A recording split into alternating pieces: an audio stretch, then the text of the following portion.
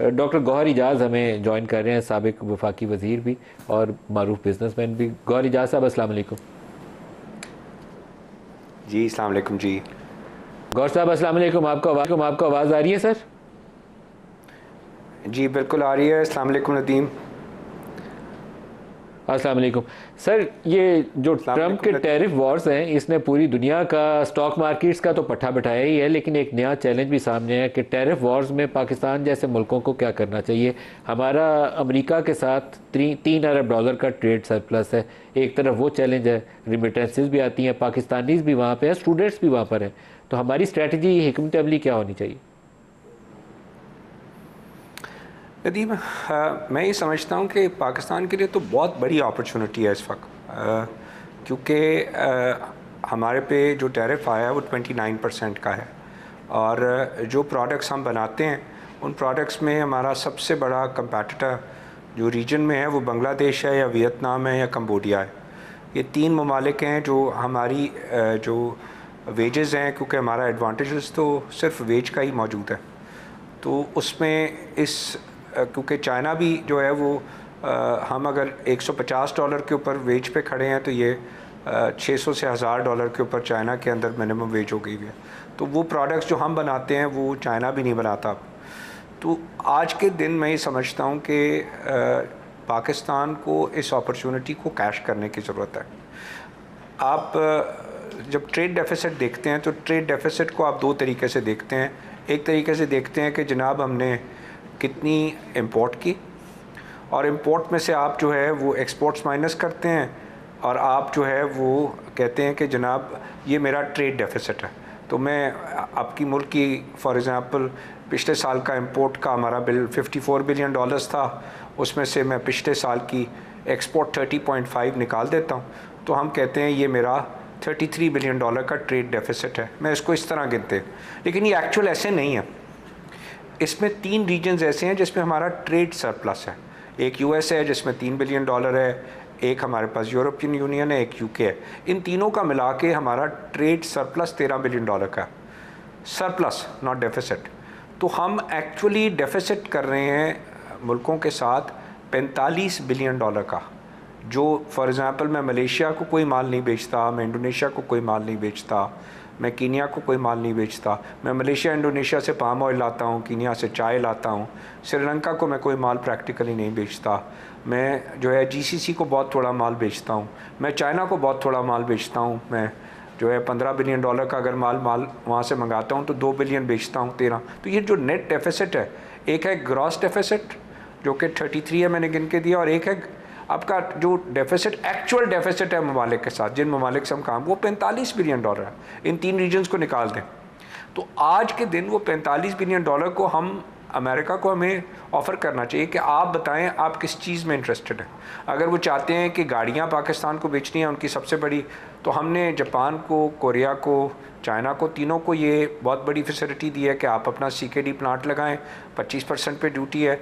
अगर आप जो है CBU पूरी गाड़ी बेचे तो 100 पे, तो ज़ाहिर है अमेरिका गाड़ी तो 100% पे आ नहीं सकती थी ना, उन्होंने यहाँ गाड़ी का प्लांट लगाया। तो अमेरिका के साथ हमारा गाड़ियों का भी ट्रेड नहीं है। जहाज़ हमारी PIA जहाज़ ख़रीदने के काबिल नहीं है। मशीनी उसके बाद बड़ी जो उसकी मशीन्स हैं, हम वो मशीन्स भी नहीं ख़रीद सकते उनसे। तो क्या रह गया? कमोडिटीज़ रह गई। हम सोयाबीन ला सकते हैं, हम उनसे जो है सोयाबीन मील ला सकते हैं, हम उनसे कॉटन ला सकते हैं, वीट ले सकते हैं, आप उनसे गंदम ले लें, आप उनसे कॉटन ले लें उनसे, तो उससे उनका ट्रेड डेफिसिट नैरो डाउन हो जाएगा। आपको कमोडिटीज के ऊपर ही जाना पड़ेगा। तो $45 बिलियन की हम तो उनके सामने, मैं तो कह रहा हूँ प्लेट रख देनी चाहिए कि ये प्लेटर है जी हमारा, ये $45 बिलियन हम मुखालिक से ख़रीदते हैं, नॉट 33, 45। इतनी बड़ी अपॉर्चुनिटी है हमारे पास। आप बताएं हमसे, हमें क्या बेचना चाहते हैं, हम उनके साथ, नहीं तो हम पॉइंट आउट कर देते हैं जनाब, और हम आपसे लेके, और हम मिनिमम टैरिफ जो उसने कहा है ट्रंप एडमिनिस्ट्रेशन ने कि हम 10% देंगे, हमें मिनिमम टैरिफ को टारगेट करना चाहिए कि हम पाकिस्तान को 10% पे कैसे जा सकते हैं। क्योंकि चाइना, ये जंग है चाइना की और अमेरिका की, हमारी जंग नहीं है। हम तो, ये हमारा सबसे बड़ा नदीम, हमारा सबसे बड़ा, हम हमेशा कहते थे हमारा ट्विन डेफिसिट, हमारा सबसे बड़ा जो है वो इशू है। एक तरफ से हमारा फिस्कल डेफिसिट है, दूसरी तरफ से हमारा ट्रेड डेफिसिट है। हम हमेशा यही बात करते रहे। आज ये ट्रेड डेफिसिट हमारा सबसे बड़ा वेपन हो गया, क्योंकि दुनिया से बड़ी, सबसे बड़ी मंडी अमेरिका है, अगर अमेरिका हमारे के लिए 10% के लिए खोल देता है तो मैं $45 बिलियन का मैंने ज़रूर माल मैंने किसी और से लेना है, मुझे पहले वो माल दे दे और मेरे मालों पे 10% ड्यूटी दे दे।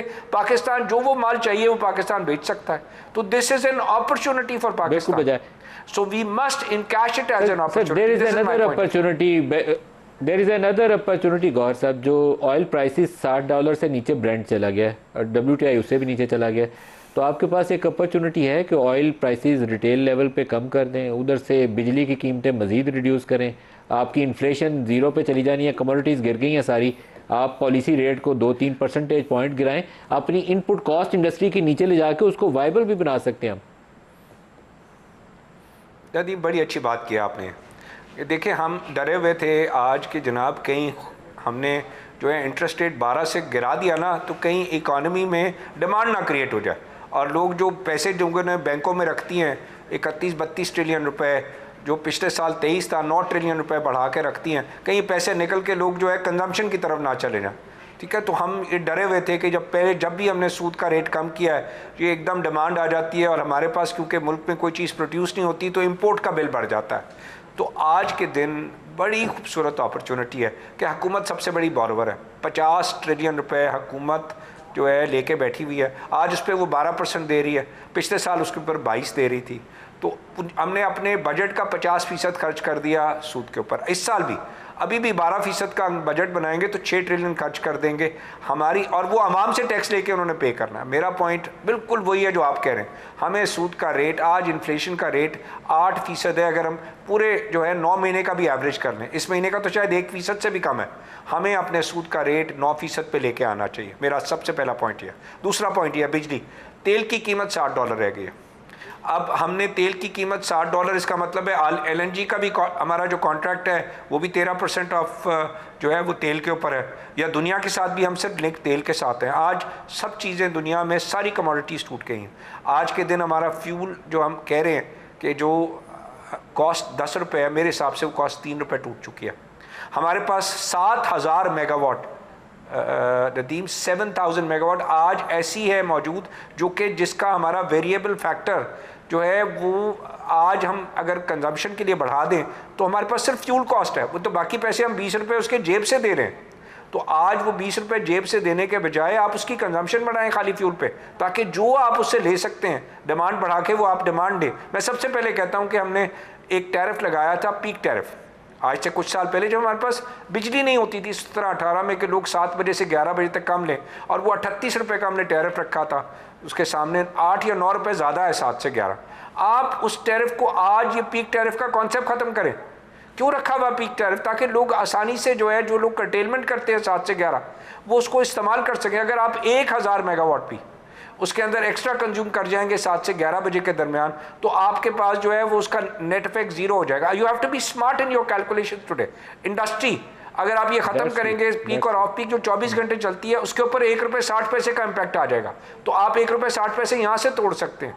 इसके बाद भी मेरा पॉइंट ऑफ व्यू क्या है कि आज के दिन हमें अपनी कंजम्पशन बढ़ानी चाहिए, और कंजम्पशन बढ़ा के आज का टैरिफ हमें 9 सेंट को टारगेट करना है।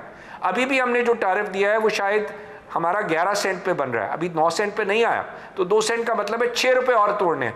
तो मैं अभी 1.5 रुपये कह रहा हूँ, आप तोड़ सकते हैं खाली 1 पॉइंट से, विच इज जो आप सिर्फ टैरिफ का कॉन्सेप्ट खत्म करें। दूसरा क्या है, एंड की तरफ आ रहा हूं, मैं आपको खुदाफिज करूंगा, लेकिन मैं आपसे इस इशू के ऊपर फॉलो अप प्रोग्राम्स के ऊपर बात करूंगा, और आई होप कि जो अमेरिका के साथ बिजनेसमैन बातचीत में ग्रुप में डेलीगेशन में जाएंगे आप भी उसमें शामिल हो, तो हम इस पर अपडेट भी आपसे लेते रहेंगे। बहुत शुक्रिया आप हमारे साथ शामिल हुए।